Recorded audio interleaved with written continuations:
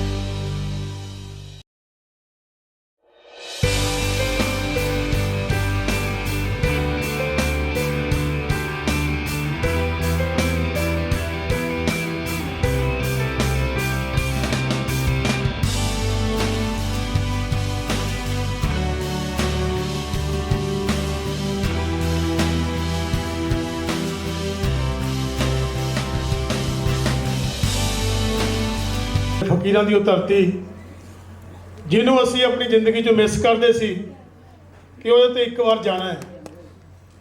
जिवें सवेर तो असी इत्थे सुनते आए हैं कि साडे लई बहुत सारियां समस्यावां ने, बहुत सारियां प्रॉब्लम्स ने एक दूजे नूं मिलण दे लई, पर मैं समझदा कि साडी विरासत साਂਝੀ है, साडे बजुर्गां दी एक सांझ है वड्डी जिहड़ी हमेशा दे लई रहेगी, क्योंकि जिहड़े जज्बात ने उन्हां ते कदे पैरे नहीं लगते।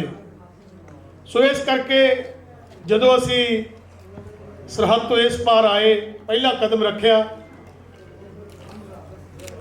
तुहाडा एडे मुहब्बत नाल स्वागत करना, जदों दे इत्थे पहुंचे हाँ सानूं ऐं लगी जांदा कि असी हुण तक क्यों नहीं पहुंच सके इत्थे। तुहाडा बहुत बहुत शुक्रिया, बहुत मेहरबानी, तुहाडे इन्ने प्यार लई, इन्ने मोह मुहब्बत लई तुसीं जिवें बाहां खोल के साडा स्वागत कीता है, सानूं आयां नूं गल नाल लाया है।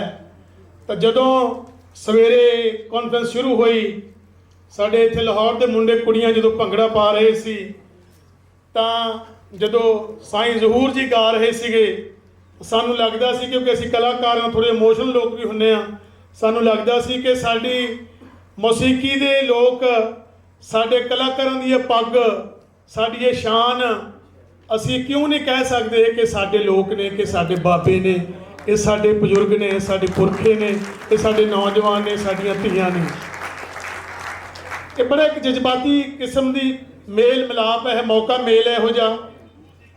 सो असी चाहुंदे हां कि हमेशा दे लई ये मौका मेल बनिया रहे। असी भी इधर आईए तुहानूं मिलण लई, तुसीं भी उधर आओ। जदों असी उधरले पंजाब 'च बैठे हुंदे सी, जदों तो असी लाहौर बारे गल्लां करते सी, थिएटर करते सी, रंगमंच नाल जुड़े सीगे, असी बहुत साल एक नाटक करते रहे। उस नाटक का नाम सी जिन्हें लाहौर नहीं देखा जम्मे नहीं। बहुत सालों तक वो नाटक करने तो बाद सानू आप लगता रहा कि असी कदों जम्मांगे। तो जदों इस धरती ते आए हैं, कुदरतन मौका वो सीगा कि बाबे नानक दा गुरपुरब लंघ के हटिया, तो लगता कि असी भी जम गए हाँ। बहुत मुल्कों च जाने का मौका मिले इस कला करके, अलग अलग मुल्कों च गए, 24-25 मुल्कों च जाने का मौका मिले। ਕਦੇ ਇੰਨੀ ਐਕਸਾਈਟਮੈਂਟ ਨਹੀਂ ਸੀਗੀ। ਸੌ ਨਹੀਂ ਸਕੇ ਰਾਤ ਨੂੰ ਆਉਣ ਤੋਂ ਪਹਿਲਾਂ। ਕਰਮਜੀਤ ਅਨਮੋਲ ਸਾਡਾ ਸਾਥੀ ਹੈ, ਕੱਲ੍ਹ ਨੂੰ ਸਾਨੂੰ ਜੁਆਇਨ ਕਰੇਗਾ। 1 ਵਜੇ ਤੱਕ ਮੇਰੇ ਨਾਲ ਗੱਲਾਂ ਕਰਦੇ ਰਹਿ ਗਏ, ਤੁਸੀਂ ਜਾ ਰਹੇ ਹੋ? ਮੈਂ ਕਿਹਾ ਹਾਂ ਜਾ ਰਹੇ ਹਾਂ। ਕਹਿੰਦੇ ਮੈਨੂੰ ਲੱਗਦਾ ਮੈਂ ਕਿਉਂ ਨਹੀਂ ਜਾ ਰਿਹਾ ਤੁਹਾਡੇ ਨਾਲ। ਸੋ ਬਹੁਤ ਸਾਰੇ ਸਾਡੇ ਕਲਾਕਾਰ ਇਸੇ ਤਰ੍ਹਾਂ ਜਿਹੜੇ ਆਉਣਾ ਚਾਹੁੰਦੇ ਸੀ, ਨਹੀਂ ਸੀ ਆ ਸਕੇ। ਬਹੁਤ ਸਾਡੇ ਰਾਈਟਰ ਭਰਾ ਦੋਸਤ, ਸਾਡੇ ਬਹੁਤ ਸਾਡੇ ਪੰਜਾਬੀ ਨੂੰ ਪਿਆਰ ਕਰਨ ਵਾਲੇ ਲੋਕ ਜਿਹੜੇ ਚਾਹੁੰਦੇ ਨੇ ਕਿ ਅਸੀਂ ਉਹ ਗਲਵੱਕੜੀ ਦਾ ਨਿੱਘ ਮਾਣੀਏ। ਪਰ ਸੱਚੀ ਇਹ ਜਿਹੜੀ ਅੱਜ ਜਦੋਂ ਇਹ ਆਏ, ਜਦੋਂ 2 ਪੈਨਲ ਡਿਸਕਸ ਹੋਏ, ਸੱਚੀ ਸਾਡੇ ਲਈ ਇੱਕ ਬਹੁਤ ਵੱਡੀ ਜਾਣਕਾਰੀ ਹੈ। ਸਾਡੀਆਂ ਆਉਣ ਵਾਲੀਆਂ ਪੀੜ੍ਹੀਆਂ ਲਈ ਇੱਕ ਬਹੁਤ ਵੱਡੀ ਜਾਣਕਾਰੀ ਹੈ। ਪੰਜਾਬੀ ਪ੍ਰਚਾਰ ਸੰਸਥਾ ਦਾ ਮੈਂ ਦਿਲੋਂ ਧੰਨਵਾਦ ਕਰਦਾ। ਅਹਿਮਦ ਰਜ਼ਾ ਜੀ ਹੋਰਾਂ ਦਾ ਬਹੁਤ ਬਹੁਤ ਧੰਨਵਾਦ ਹੈ। ਅੰਜਮ ਹੋਰਾਂ ਦਾ ਬਹੁਤ ਬਹੁਤ ਧੰਨਵਾਦ ਹੈ। ਨਾਸਿਰ ਹੋਰਾਂ ਦਾ, ਜਿਹੜੇ ਸਾਰੇ ਸਾਡੇ ਦੋਸਤ ਨੇ, ਸਾਡੀ ਇਹ ਸੰਸਥਾ ਜਿਹਨੇ ਸਾਨੂੰ ਇੰਨੀ ਸੋਹਣੀ ਜਗ੍ਹਾ ਦਿੱਤੀ ਤਾਂ ਕਿ ਅਸੀਂ ਇੱਕ ਸੁਖਾਵੇਂ ਮਾਹੌਲ ਦੇ ਵਿੱਚ ਬਹਿ ਕੇ ਗੱਲ ਕਰ ਸਕੀਏ। ਸੋ ਇਹ ਮੇਲ ਮਿਲਾਪ ਵੱਧਦੇ ਰਹਿਣੇ ਚਾਹੀਦੇ ਨੇ, ਮੇਲ ਮਿਲਾਪ ਜੁੜੇ ਰਹਿਣੇ ਚਾਹੀਦੇ ਨੇ। ਜਿਵੇਂ ਜਾਫਰ ਸਾਹਿਬ ਨੇ ਪੈਨਲ ਦੇ ਵਿੱਚ ਦੱਸਿਆ ਕਿ ਅਸੀਂ ਕੋਸ਼ਿਸ਼ਾਂ ਦੇ ਵਿੱਚ ਬਹੁਤ ਸਾਰੀ ਕੋਸ਼ਿਸ਼ ਕਰ ਰਹੇ ਹਾਂ ਕਿ ਪੰਜਾਬੀ ਉਸ ਤਰ੍ਹਾਂ ਲਾਗੂ ਕੀਤੀ ਜਾਵੇ, ਪੰਜਾਬੀ ਉਸ ਤਰ੍ਹਾਂ ਪੜ੍ਹੀ ਜਾਵੇ, ਪੰਜਾਬੀ ਉਸ ਤਰ੍ਹਾਂ ਅਸੀਂ ਆਪਣੇ ਬੱਚਿਆਂ ਤੱਕ ਪਹੁੰਚਾ ਸਕੀਏ। ਸੋ ਤੁਹਾਡੀਆਂ ਕੋਸ਼ਿਸ਼ਾਂ ਦੇਖ ਕੇ ਸਾਨੂੰ ਹੋਰ ਬਲ ਮਿਲਦਾ ਹੈ। ਸਾਨੂੰ ਲੱਗਦਾ ਹੈ ਕਿ ਉੱਥੇ ਘੱਟੋ ਘੱਟ ਸਾਡੇ ਕੋਲੇ ਆਪਣੀ ਇੱਕ ਜ਼ੁਬਾਨ ਦੀ ਯੂਨੀਵਰਸਿਟੀ ਹੈ। ਸਾਡੇ ਕੋਲੇ ਘੱਟੋ ਘੱਟ ਅਫੀਸ਼ੀਅਲੀ ਤੌਰ ਤੇ ਇੱਕ ਸਰਕਾਰ ਵੱਲੋਂ ਆਰਡਰ ਤਾਂ ਹੈ ਕਿ ਤੁਹਾਨੂੰ ਪੰਜਾਬੀ ਲਾਜ਼ਮੀ ਹੈ ਤੇ ਪੰਜਾਬੀ ਲਾਜ਼ਮੀ ਬੋਲੀ ਜਾਣੀ ਚਾਹੀਦੀ ਹੈ ਤੇ ਪੰਜਾਬੀ ਲਾਜ਼ਮੀ ਪੜ੍ਹਾਈ ਜਾਣੀ ਚਾਹੀਦੀ ਹੈ। ਸੋ ਇਹ ਮੇਰੀ ਮਾਂ ਦੀ ਬੋਲੀ ਹੈ, ਸਾਡੀ ਜ਼ੁਬਾਨ ਹੈ, ਸਾਡੇ ਪੁਰਖਿਆਂ ਦੀ ਬੋਲੀ ਹੈ। ਇਹ ਧਰਤੀ ਸਾਡੇ ਪੁਰਖਿਆਂ ਦੀ ਧਰਤੀ ਹੈ, ਇਹ ਸਾਡੀ ਵਿਰਾਸਤ ਹੈ। ਇਹ ਵਿਰਾਸਤ ਇਸੇ ਤਰ੍ਹਾਂ ਅਸੀਂ ਕਾਇਮ ਰੱਖਣੀ ਹੈ, ਸਾਡਾ ਫਰਜ਼ ਬਣਦਾ ਹੈ। ਅਸੀਂ ਸਿਨੇਮੇ ਦੇ ਰਾਹੀਂ ਆਪਾਂ ਜਿਹੜੇ ਲੋਕ ਜਿਹੜੇ ਪ੍ਰੋਫੈਸ਼ਨ ਨਾਲ ਜੁੜੇ ਹੋਏ ਆ, ਕੋਈ ਰਾਈਟਿੰਗ ਨਾਲ ਜੁੜਿਆ ਹੋਇਆ ਹੈ, ਕੋਈ ਦੂਜੇ ਬਿਜ਼ਨਸ ਨਾਲ ਜੁੜਿਆ ਹੋਇਆ ਹੈ, ਜਿੱਥੋਂ ਵੀ ਤੁਸੀਂ ਜਿਹੜਾ ਕੰਮ ਕਰਦੇ ਹੋ, ਇਹ ਦੁਨੀਆ ਦੇ ਵਿਦਵਾਨਾਂ ਦਾ ਕਥਨ ਹੈ ਕਿ ਕੋਈ ਵੀ ਬਾਲ ਹੈ ਜਿਹੜਾ ਉਹ ਤਰੱਕੀ ਆਪਣੀ ਭਾਸ਼ਾ, ਆਪਣੀ ਮਾਂ ਬੋਲੀ 'ਚ ਜਿਹੜੀ ਤਰੱਕੀ ਕਰ ਸਕਦਾ, ਉਹ ਦੂਜੀਆਂ ਭਾਸ਼ਾਵਾਂ 'ਚ ਨਹੀਂ ਕਰ ਸਕਦਾ। ਹੁਣੇ ਅਸੀਂ ਇਸ ਪੈਨਲ ਦੇ ਵਿੱਚੋਂ ਵੀ ਇਹੀ ਸਿੱਖਿਆ, ਜਿਵੇਂ ਜਫਰ ਸਾਹਿਬ ਹੋਰਾਂ ਨੇ ਦੱਸਿਆ ਕਿ ਪੂਰੀ ਦੁਨੀਆ ਦੇ ਵਿੱਚ ਜਿਹਨਾਂ ਲੋਕਾਂ ਨੇ ਤਰੱਕੀਆਂ ਕੀਤੀਆਂ, ਚਾਹੇ ਉਹ ਚਾਈਨਾ ਦੇ ਲੋਕ ਸੀ, ਚਾਹੇ ਉਹ ਜਾਪਾਨ ਦੇ ਲੋਕ ਸੀ, ਚਾਹੇ ਉਹ ਦੂਜੇ ਮੁਲਕਾਂ ਦੇ ਲੋਕ ਸੀ, ਜਿਨ੍ਹਾਂ ਨੂੰ ਅੰਗਰੇਜ਼ੀ ਨਹੀਂ ਸੀ ਆਉਂਦੀ, ਉਹਨਾਂ ਨੇ ਆਪਣੀ ਮਾਂ ਬੋਲੀ ਦੇ ਵਿੱਚ ਆਪਣੇ ਆਪ ਨੂੰ ਵੱਡਾ ਕੀਤਾ ਹੈ, ਆਪਣੇ ਆਪ ਨੂੰ ਇਸ ਦੁਨੀਆ ਦੇ ਵਿੱਚ ਆਪਣਾ ਨਾਮ ਚਮਕਾਇਆ। ਸੋ ਇੱਕ ਵਾਰ ਫਿਰ ਤੁਹਾਡਾ ਸਾਰਿਆਂ ਦਾ ਦਿਲੋਂ ਧੰਨਵਾਦ, ਦਿਲੋਂ ਬਹੁਤ ਸ਼ੁਕਰੀਆ। ਕਿਉਂਕਿ ਜਦੋਂ ਸਿਨੇਮੇ ਦੀ ਗੱਲ ਹੋਊਗੀ ਉਦੋਂ ਸਿਨੇਮੇ ਬਾਰੇ ਗੱਲ ਕਰਾਂਗੇ। ਸਾਡੀ ਆਪਣੀ ਇੱਕ ਸਿਨੇਮੇ ਦੀ ਸੰਸਥਾ ਹੈ, Punjabi film and TV actors associations. So ਅਸੀਂ ਉਹਦੇ ਬਾਰੇ ਵੀ ਗੱਲਬਾਤ ਕਰਾਂਗੇ ਕਿ ਕਿਵੇਂ ਅਸੀਂ ਜੁੜ ਕੇ ਕੋਸ਼ਿਸ਼ ਕਰਦੇ ਹਾਂ ਕਿ ਸਿਨੇਮੇ ਨੂੰ ਕਿਵੇਂ ਵੱਡਾ ਕੀਤਾ ਜਾਵੇ। ਸਾਡੇ ਕੋਲੇ ਸਿਨੇਮੇ ਦੇ ਬਹੁਤ ਸਾਰੇ ਇੱਥੇ ਆਰਟਿਸਟ ਨੇ, ਥੀਏਟਰ ਦੇ ਬਹੁਤ ਸਾਰੇ ਆਰਟਿਸਟ ਨੇ।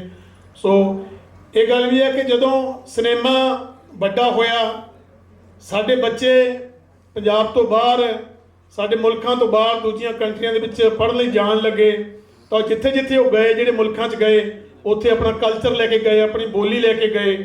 ਉੱਥੇ ਨਾਲ ਦੀ ਨਾਲ ਸਿਨੇਮਾ ਵੀ ਸਾਡਾ ਨਾਲ ਗਿਆ।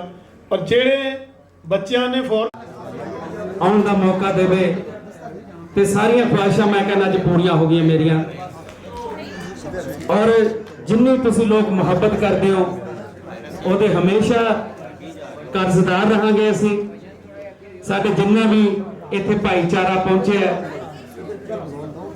ਆਪਣੇ ਰੌਣੀ ਸਾਹਿਬ, ਸਾਡੀ ਬੇਬੇ ਪੰਗੂ ਜੀ, ਵੀਰ ਸਿੰਘ ਜੀ, ਹੋਰ ਵੀ ਕਈ ਕਲਾਕਾਰ ਇੱਥੇ ਪਹੁੰਚੇ ਹੈ। ਤੇ ਮੈਂ ਧੰਨਵਾਦ ਕਰਦਾ ਬਾਈ ਨਾਸਿਰ ਜੀ ਦਾ ਕਿ ਜਿਨ੍ਹਾਂ ਨੇ ਦੋਨਾਂ ਪੰਜਾਬਾਂ ਨੂੰ ਮਿਲਾਉਣ ਦੇ ਵਿੱਚ ਕੋਈ ਕਸਰ ਨਹੀਂ ਛੱਡੀ। ਉਹ ਹਮੇਸ਼ਾ ਇਹ ਪਰਿਵਾਰਾਂ ਨੂੰ ਮਿਲਾਉਂਦੇ ਰਹਿੰਦੇ ਨੇ ਔਰ ਇਹਨਾਂ ਦੀ